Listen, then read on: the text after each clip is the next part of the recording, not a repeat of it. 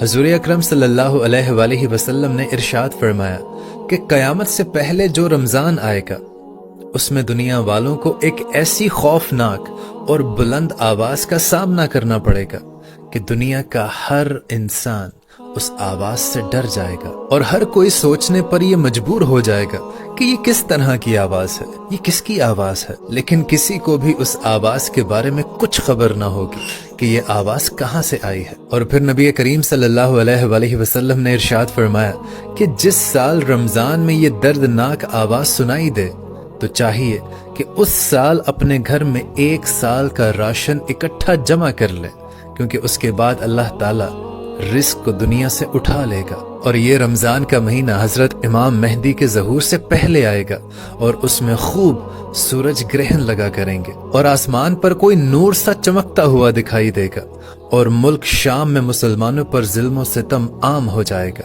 और जब नबी पाक सल्लल्लाहु अलैहि वसल्लम ये तमाम बातें अपने सहाबा इकराम को बता रहे थे तो सहाबा इकराम ने दरियाफ्त करना चाहा कि या रसूल अल्लाह, रमजान में जो दर्दनाक आवाज उठेगी वो रमजान के किस अशरे में आएगी, पहले अशरे में, दूसरे अशरे में या फिर तीसरे अशरे में। तो हमारे नबी करीम सल्लल्लाहु अलैहि वसल्लम ने इरशाद फरमाया कि वो दर्दनाक आवाज रमजान के दूसरे अशरे में सुनाई देगी। और आप इरशाद फरमाने लगे कि वो आवाज इतनी जोरदार होगी कि बहुत सारे लोगों की समातें चली जाएंगी, बहुत सारे लोग गश खाकर बेहोश होकर नीचे गिर जाएंगे। और एक रिवायत के मुताबिक तकरीबन 70,000 लोग उस दर्दनाक आवाज की वजह से अपने रस्तों का तायुन करना भूल जाएंगे। तो फिर सहाबा इकराम ने अर्ज की कि या रसूल अल्लाह, हमें बताइए कि आपकी उम्मत में से कौन से लोग उस आवाज से महफूज रहेंगे।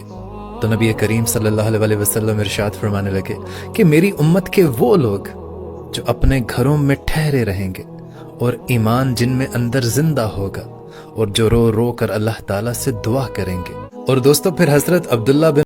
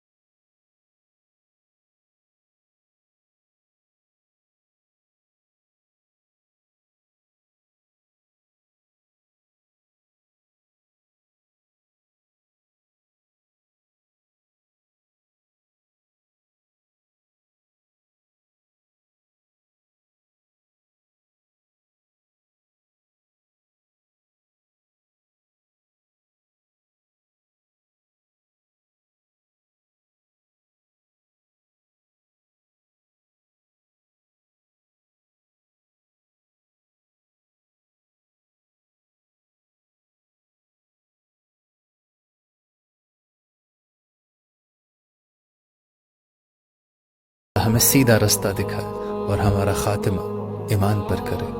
आमीन।